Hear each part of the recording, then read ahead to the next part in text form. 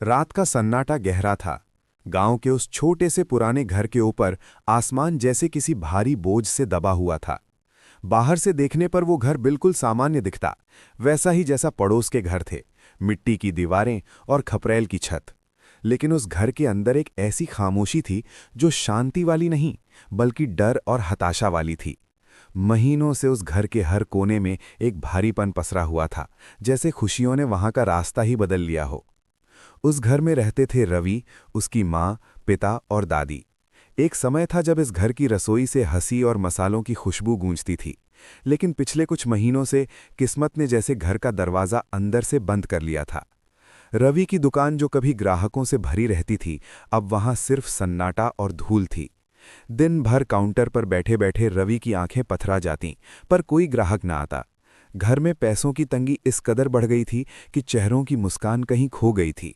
माँ रात को अंधेरे में रसोई के किसी कोने में चुपके से अपनी साड़ी के पल्लू से आंखें पोंछ लेतीं। पिता घंटों खिड़की के पास बैठकर शून्य में ताकते रहते, मानो अंधेरे में कोई समाधान ढूंढ रहे हों। और रवि, वो जवान कंधों पर उम्मीदों का बोझ लिए अंदर ही अंदर टूट रहा था। सबसे ज्यादा दुख दादी को होता था।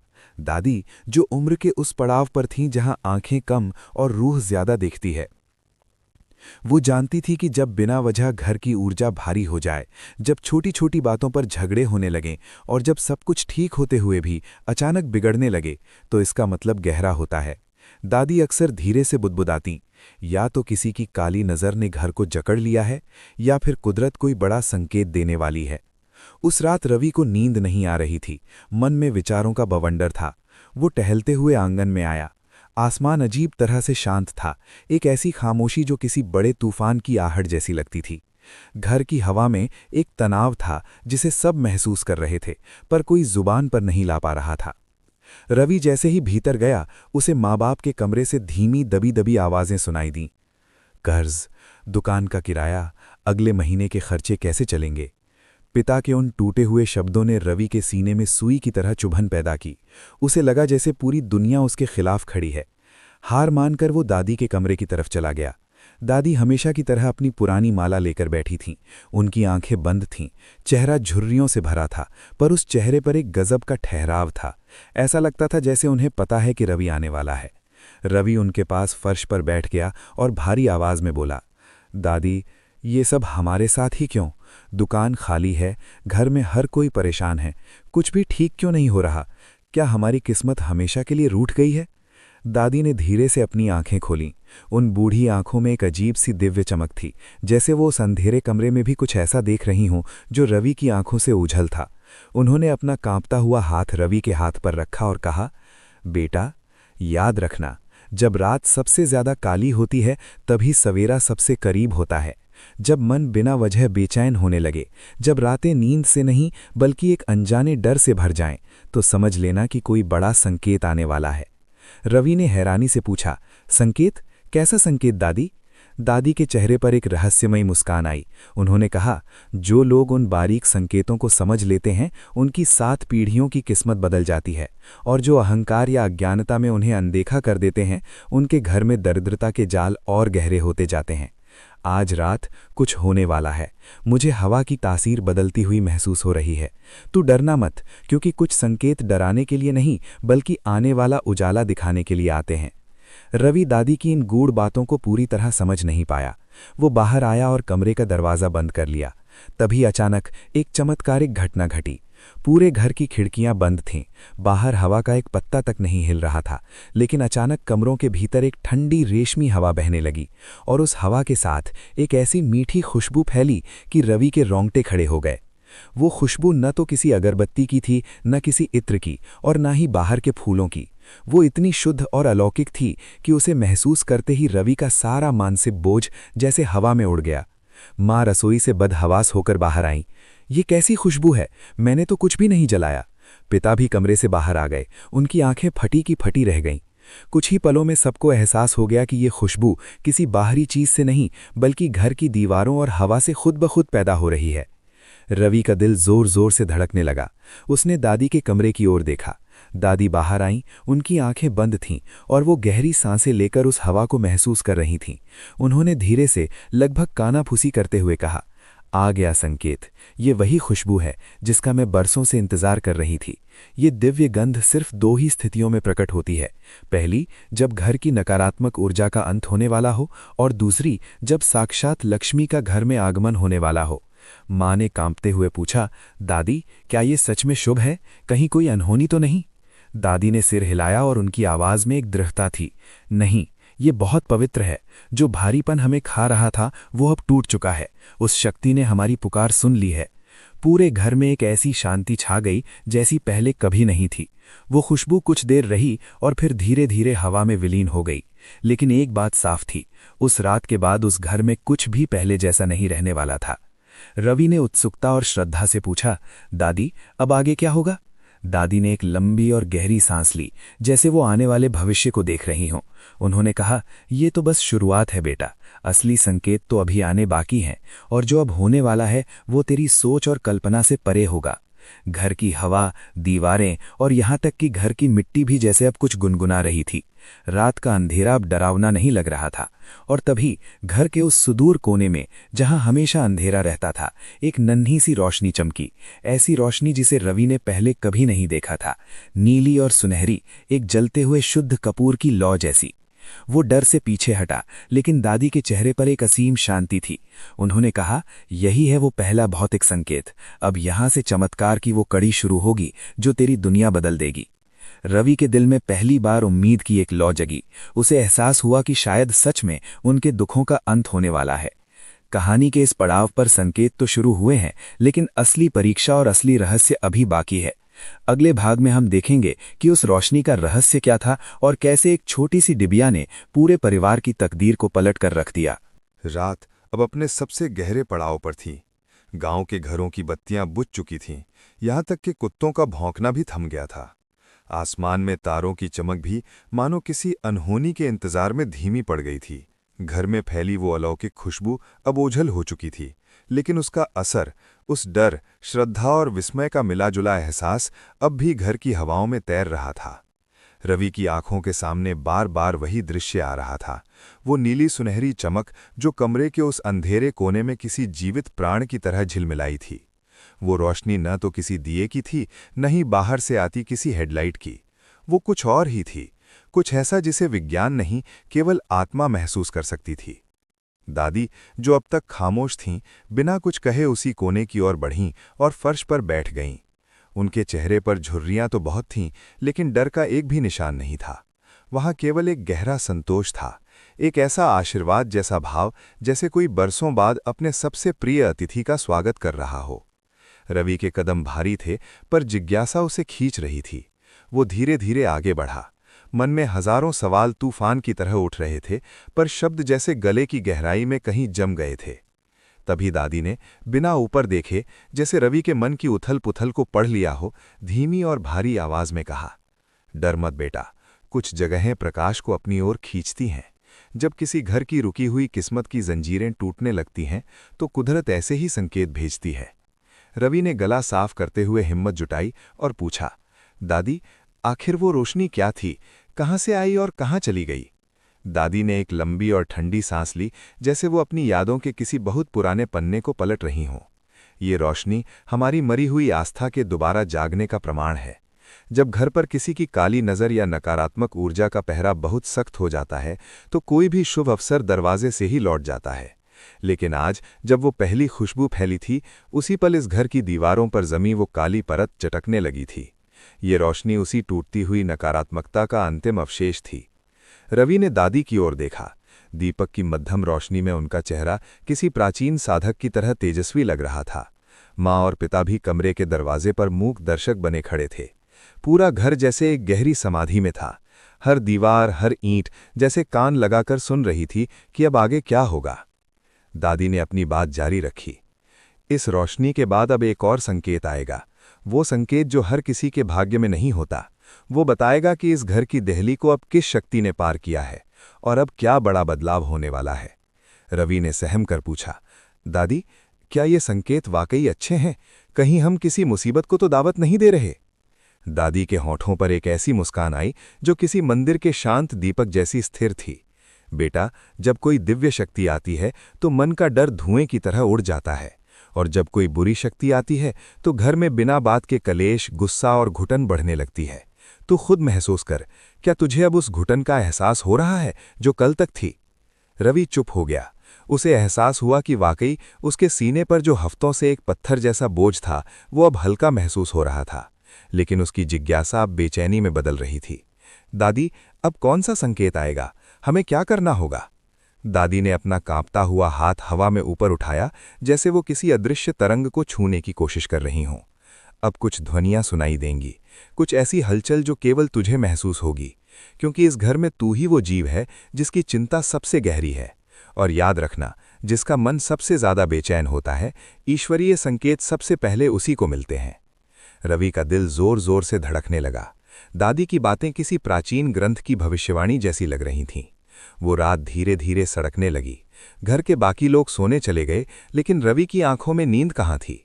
वो बिस्तर पर लेटा हुआ बार बार उसी कोने को ताक रहा था।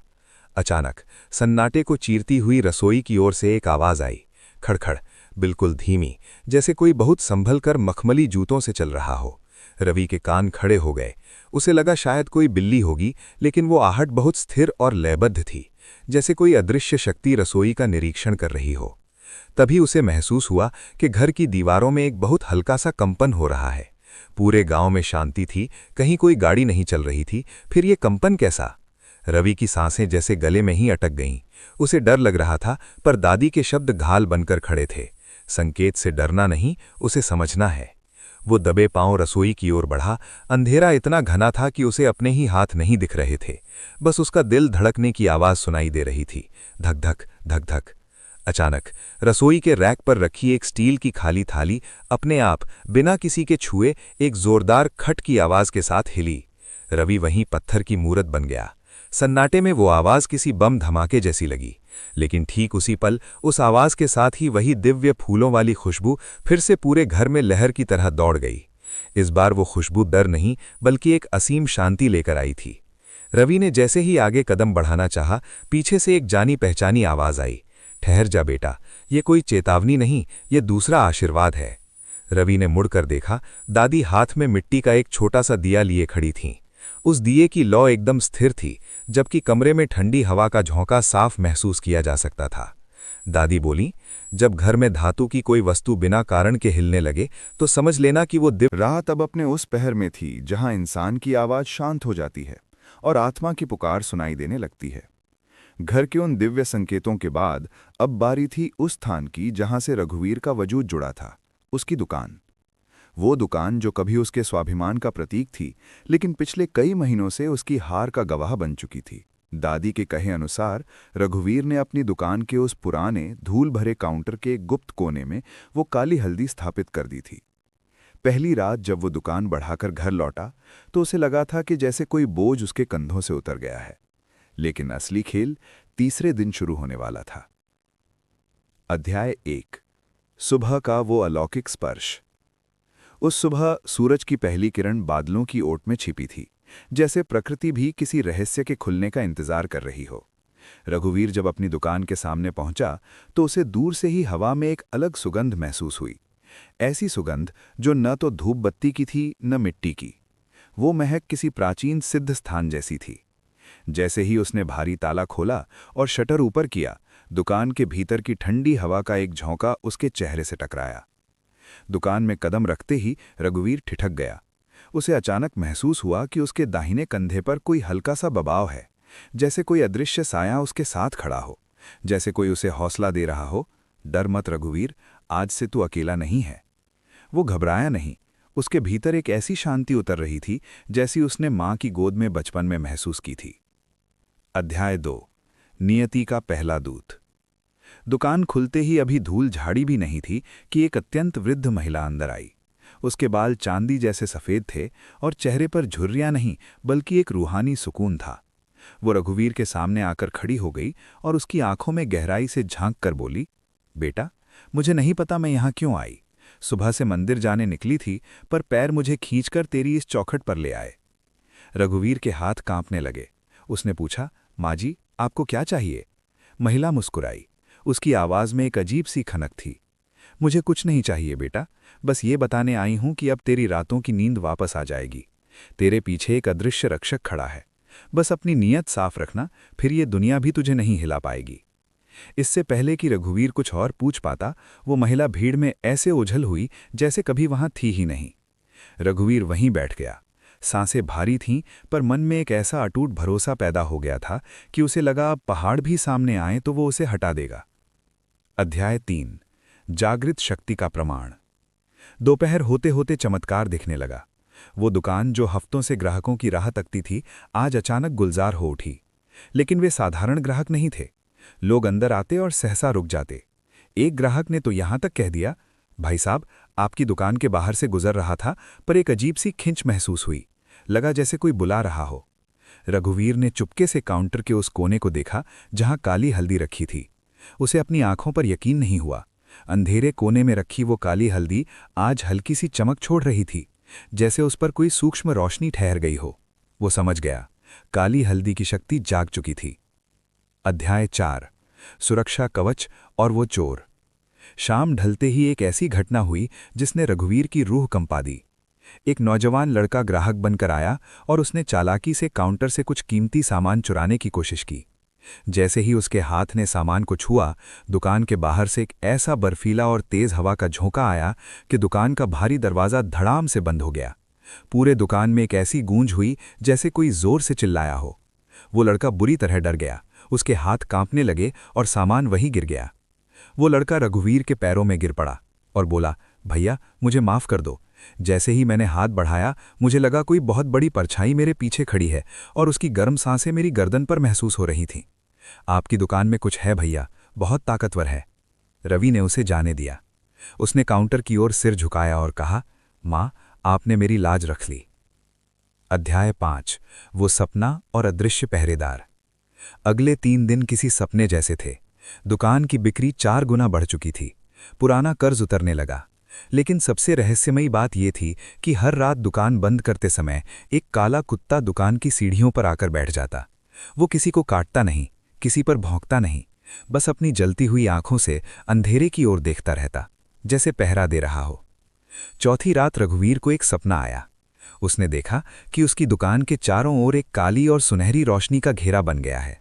उस रोशनी के बीच से एक गूंजती हुई आवाज आई, मैं बाधा विनाशक हूं। जब तक तेरा मन शुद्ध है, मैं तेरी ढाल रहूंगी। पर याद रखना, जिस दिन अहंकार ने तेरे मन में घर कर लिया, मैं उसी पल विलीन हो जाऊंगी। रघुवीर पसीने से तरबतर होकर उठा, पर उसके चेहरे पर एक जीत की मुस्कान थी। अध्याय 6। अंतिम संकेत और बाबा का रहस्य। कहानी के अंत में एक ऐसी घटना घटी जिसने सब कुछ स्पष्ट कर दिया। एक शाम जब रघुवीर दुकान बढ़ा रहा था, एक बाबा उसकी दुकान के सामने आकर खड़े हो गए। उनकी आंखों में इतनी गहराई थी कि रघुवीर को लगा वो उनमें डूब जाएगा। बाबा अंदर आए। रघुवीर ने श्रद्धा से हाथ जोड़े। बाबा ने उसके सिर पर हाथ रखा और कहा, बेटा, इस दुकान की मिट्टी अब साधारण नहीं रही। यहाँ एक ऐसी महाशक्ति का वास हो गया है जिसे साधु संत बरसों की तपस्या से भी नहीं पा पाते। तूने इसे अपनी सरलता और दादी के आशीर्वाद से पा लिया है। इसे संभाल कर रखना। रघुवीर ने जैसे ही बाबा के पैर छूने के लिए सिर झुकाया और वापस ऊपर देखा, वहां कोई नहीं था। पूरी गली खाली थी। केवल हवा में वही कपूर और काली हल्दी की मिलीजुली सुगंध तैर रही थी। रघुवीर ने काउंटर की उस हल्दी को छुआ। उसे वहां एक हल्का सा कंपन महसूस हुआ, जैसे वो शक्ति कह रही हो, मैं यहीं हूं, तेरे साथ। उपसंहार। रवि की जिंदगी अब बदल चुकी थी। गरीबी का अंधेरा छट चुका था और वैभव की रोशनी उसके घर की दीवारों पर खेल रही थी। लेकिन वो जानता था कि ये पैसा उसकी मेहनत से ज्यादा उस दिव्य संकेत का फल है। कहानी अब उस मोड़ पर पहुंच चुकी थी जहां रघुवीर को यह समझ आने लगा था कि उसकी दुकान में केवल व्यापार नहीं बढ़ रहा, बल्कि उसके जीवन की नींव ही बदल रही है। वो अब केवल एक दुकानदार नहीं रह गया था। वो एक ऐसी अलौकिक ऊर्जा का गवाह बन रहा था जिसे दुनिया चमत्कार कहती है। लेकिन असली अध्याय तो अब शुरू होने वाला था। वो अध्याय जिसे अगर रघुवीर ने अपनी आंखों से न देखा होता तो शायद वो खुद भी इसे एक सपना ही समझता। अध्याय 1। सन्नाटे की आहट। उस रात काम का बोझ कुछ ज्यादा था। घड़ी की सुइयां 10 को पार कर चुकी थीं। बाहर की सड़कें एकदम वीरान थीं, जैसे हवा भी थम गई हो। दुकान की बाहर वाली लाइट रह रहकर टिमटिमा रही थी, मानो किसी अदृश्य तरंग के संपर्क में आकर कांप रही हो। रघुवीर ने दुकान बढ़ाने से पहले आखिरी बार उस काउंटर की ओर देखा। वो काली हल्दी वहां अंधेरे में रखी थी, लेकिन आज उसकी रंगत कुछ और थी। वो काली होने के बावजूद एक नीली आभा ऑरा छोड़ रही थी। रघुवीर को अचानक महसूस हुआ कि दुकान का तापमान अचानक गिर गया है। एक ऐसी ठंडक जो हड्डियों तक पहुंच रही थी, जैसे कोई शक्ति उसे चेतावनी दे रही हो, आज संभल कर निकलना रघुवीर। उसने जैसे ही शटर गिराया, उसे पीछे से किसी के चलने की आवाज आई। टप टप, जैसे कोई गीले पैरों से चल रहा हो। वो पीछे मुड़ा, पर पीछे केवल खाली सड़क और स्ट्रीट लाइट का मध्यम उजाला था। अध्याय 2, मौत को मात और वो अदृश्य खिंचाव। रघुवीर अभी सड़क पार ही कर रहा था कि अचानक एक मोड़ से एक काली बाइक तूफान की रफ्तार से उसकी ओर बढ़ी। रफ्तार इतनी कि रघुवीर को संभलने का एक पल भी नहीं मिला। वो मौत को सामने देख रहा था। उसकी आंखें जम गई थीं। मगर ठीक उसी क्षण एक ऐसी घटना घटी जिसने भौतिक विज्ञान के सारे नियम तोड़ दिए। अचानक एक बहुत तेज बर्फीली हवा का झोंका आया, इतना शक्तिशाली कि उसने रघुवीर के पूरे शरीर को किसी रुई की तरह पीछे की ओर खींच लिया। वो हवा नहीं थी, वो किसी के मजबूत हाथ थे जो हवा बनकर आए थे। बाइक उसके सीने से महज 1 इंच की दूरी से निकल गई। रघुवीर धूल में गिरा हुआ था। उसका शरीर कांप रहा था। उसने ऊपर देखा। सड़क पर हल्की धुंध तैर रही थी और उस धुंध में एक आकृति विलीन हो रही थी। रघुवीर ने कांपते हाथों से अपनी जेब टटोली, जहां उसने काली हल्दी का एक छोटा टुकड़ा रखा था। वो टुकड़ा इस कदर गर्म था जैसे अभी अभी उसे आग से निकाला गया हो। उसने रोते हुए कहा, माँ, ये आप थीं? आपने मुझे फिर से जीवन दिया। अध्याय 3, अगली सुबह, रहस्य का नया निशान। अगली सुबह जब रघुवीर दुकान पहुंचा तो उसके पैर ठिठक गए। उसने ताला नहीं खोला था, लेकिन शटर का एक कोना हल्का सा ऊपर उठा हुआ था। उसका दिल धड़कने लगा। क्या चोरी हुई? वो अंदर भागा। सब कुछ अपनी जगह पर था। एक सिक्का तक इधर उधर नहीं हुआ था। लेकिन जब उसकी नज़र काउंटर के पास पड़ी तो उसकी चीख निकल गई। काली हल्दी की डिबिया के पास मिट्टी के छोटे छोटे पैरों के निशान थे, जैसे कोई नन्हा बच्चा या कोई छोटा जीव गीली मिट्टी में चलकर वहां खड़ा रहा हो। उसने उस हल्दी को छुआ। वो अभी भी वैसी ही गर्म थी जैसे वो किसी के प्राणों की धड़कन हो। रघुवीर घुटनों के बल बैठ गया और उसकी आंखों से आंसू बहने लगे। वो समझ गया कि पूरी रात कोई उसकी दुकान की पहरेदारी कर रहा था। अध्याय 4, उस अघोरी का संदेश। दोपहर के वक्त एक लंबा चौड़ा आदमी दुकान के बाहर आकर खड़ा हो गया। उसकी आंखें इतनी तेज थीं कि रघुवीर को लगा वो उसकी रूह के पार देख रहा है। रघुवीर ने पूछा, भाई क्या चाहिए? वो मुस्कुराया। उसकी मुस्कान में एक अजीब सा डर और सम्मान था। वो बोला, बेटा, तुम्हारी दुकान की मिट्टी अब सोना उगलने लगी है। मैं मीलों दूर से इस दिव्य ऊर्जा के आकर्षण, वाइब्रेशन को महसूस करके यहां तक खिंचा चला आया हूं। रघुवीर सन्न रह गया। उस आदमी ने आगे कहा, काली हल्दी, जिसे तुम केवल एक उपाय समझ रहे हो, वो अब जागृत रक्षक बन चुकी है। अब तुम्हारी रक्षा कोई इंसान नहीं, स्वयं काल कर रहा है। इससे पहले कि रघुवीर उसका नाम पूछता, वो आदमी भीड़ में ऐसे खो गया जैसे वो कभी था ही नहीं। अध्याय 5, ऊर्जा स्थल की गूंज। अगले कुछ दिनों में दुकान का नज़ारा ही बदल गया। जो ग्राहक अंदर आता वो बाहर जाने का नाम नहीं लेता। एक बूढ़ी महिला ने सामान लेते हुए रघुवीर का हाथ पकड़ा और बोली, बेटा, तेरी दुकान में कदम रखते ही ऐसा लगता है जैसे मैं किसी मंदिर के गर्भगृह में खड़ी हूं। यहाँ की हवा में एक रूहानी सुकून है। एक व्यापारी ने तो यहाँ तक कह दिया था कि जब से तुम्हारी दुकान से सामान ले जाने लगा हूं, मेरे घर में बरकत बढ़ गई है। रघुवीर खामोश रहकर सब सुनता। उसे पता था ये सब उसी काली हल्दी का असर है, जो अब धन वृद्धि से बढ़कर शांति का स्रोत बन चुकी है। अध्याय 6, वो भयानक साया और परम सत्य। एक अंधेरी रात जब रघुवीर दुकान बंद करने के लिए बाहर खड़ा था, उसने खिड़की के शीशे से अंदर झांका। जो उसने देखा, उसकी रीढ़ की हड्डी में बिजली सी दौड़ गई। दुकान के भीतर काउंटर के पास एक घना काला साया खड़ा था। वो परछाई नहीं थी, वो एक ठोस धुंधलाका था। रघुवीर का गला सूख गया, पर एक अदृश्य शक्ति उसे अंदर ले गई। उसने देखा कि वो साया काली हल्दी के ऊपर बिल्कुल वैसे ही झुका हुआ है जैसे कोई भक्त अपने भगवान को प्रणाम कर रहा हो। अगले ही पल वो साया हवा में विलीन हो गया और दुकान में फिर वही कपूर की मीठी खुशबू फैल गई। अब रघुवीर डरा नहीं था। उसने हाथ जोड़ लिए और कहा, जो भी शक्ति है, अगर आप मेरी रक्षक हैं तो मैं आपका ऋणी हूं। अध्याय 7, चरम उन्नति। महीना बीतते बीतते रघुवीर की किस्मत का सितारा बुलंदियों पर था। बिक्री 4 गुना बढ़ चुकी थी। उसके प्रतिद्वंद्वी हैरान थे कि जिस दुकान पर कल तक ताले लटकने वाले थे वहां आज अब अपने उस अंतिम द्वार पर खड़ी थी जहां से वापसी का कोई रास्ता नहीं था। रघुवीर की दुकान अब केवल ईंट और पत्थर का ढांचा नहीं रह गई थी, वो एक जागृत तीर्थ बन चुकी थी। तरक्की की रफ्तार ऐसी थी कि लोग दांतों तले उंगलियां दबा लेते थे, पर रघुवीर जानता था कि ये सब केवल उसका नहीं है। उस अदृश्य साये की मौजूदगी अब उसे डराती नहीं थी, बल्कि उसे एक अजीब सा सुकून देती थी। लेकिन अंतिम सत्य, वो महारहस्य जिसे ब्रह्मांड ने छुपा कर रखा था, अब सामने आने वाला था। अध्याय 1। दीवारों पर अंकित महासंकेत। वो सुबह कुछ अलग थी। सूरज की पहली किरण जब दुकान के शटर की दरारों से अंदर पहुंची तो रघुवीर ने जो देखा उसने उसकी सांसें रोक दीं। काउंटर के पीछे वाली पुरानी दीवार पर जहां कभी धूल जमी रहती थी, आज काली धूसर रेखाएं उभरी हुई थीं। वे रेखाएं साधारण नहीं थीं, वे ऐसी लग रही थीं जैसे किसी महाशक्ति ने अपनी उंगलियों से रक्षा कवच उकेरा हो। रघुवीर कांपते हाथों से उस दीवार की ओर बढ़ा। अचानक दुकान के भीतर एक बर्फीला झोंका आया। बाहर कड़ी धूप थी, पर अंदर का तापमान शून्य की ओर गिर रहा था। वो हवा उसके कानों के पास आकर रुकी और एक ऐसी फुसफुसाहट हुई जो रघुवीर की आत्मा तक उतर गई। डर मत, मैं हूं ना। रघुवीर की आंखों से आंसू बह निकले। ये डर के आंसू नहीं थे, ये उस एहसास के थे जब एक बच्चा भीड़ में अपनी मां का हाथ थाम लेता है। अध्याय 2। प्राचीन शक्ति का रहस्य। उसी दोपहर गांव के सबसे पुराने और विद्वान पंडित जी, जो मंदिर से कभी बाहर नहीं निकलते थे, रघुवीर की दुकान में आए।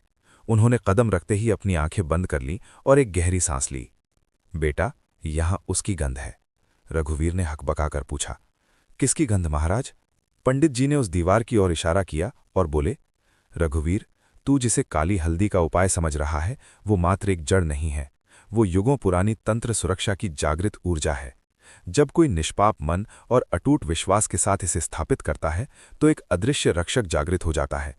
वो ना तो देवता है न दानव, वो केवल एक ऊर्जा है जो केवल सत्य और सेवा के लिए काम करती है। रघुवीर के पैरों तले जमीन खिसक गई। उसे अब एहसास हुआ कि उसने अनजाने में ब्रह्मांड की कितनी बड़ी शक्ति को अपने घर और दुकान में न्योता दिया है। अध्याय 3। साक्षात साक्षात्कार। उस रात जब रघुवीर दुकान की आखिरी सफाई कर रहा था, अचानक दुकान की सारी लाइटें एक झटके में बुझ गईं। चारों ओर इतना घना अंधेरा था कि उसे अपनी हथेली भी नहीं दिख रही थी। तभी काउंटर के उस कोने से जहां काली हल्दी रखी थी, एक धुंधली काली रोशनी उठने लगी। वो रोशनी धीरे धीरे आकार लेने लगी और रघुवीर के सामने एक विशाल साया खड़ा हो गया। वो परछाई नहीं थी, वो अंधेरे का पुंज था। रघुवीर को लगा आज उसका अंत निश्चित है, लेकिन तभी उस साये ने अपना विशाल हाथ रघुवीर के सिर पर रखा। जैसे ही स्पर्श हुआ, रघुवीर के पूरे शरीर में बिजली सी दौड़ गई, पर वो दर्दनाक नहीं थी। वो ऐसी थी जैसे हजारों सूरज एक साथ उसके भीतर उगाए हों। साये की आवाज किसी कुएं की गहराई से गूंजती हुई सुनाई दी। तू डरा नहीं, तूने मेरा हाथ थामा, अब तेरा समय आ गया है। जा, अपनी किस्मत का उजाला दुनिया को दिखा। अगले ही पल साया हवा में विलीन हो गया और लाइटें जल उठीं। रघुवीर वहीं जमीन पर बैठकर फूट फूट कर रोने लगा। उसे मां के होने का एहसास मिल चुका था। अध्याय 4। सफलता का महाद्वार। अगले ही दिन शहर का सबसे बड़ा व्यापारी रघुवीर की दुकान पर आया। वो उसकी दुकान की शोहरत सुनकर आया था। उसने रघुवीर को दुकान की कीमत से 3 गुना ज्यादा का ऑफर दिया। रघुवीर का मन एक पल के लिए डगमगाया, पर तभी उसे काली हल्दी की वो गर्माहट महसूस हुई। उसने विनम्रता से कहा, सेठ जी, ये दुकान नहीं, ये मेरा मंदिर है, मैं इसे नहीं बेच सकता। व्यापारी दंग रह गया।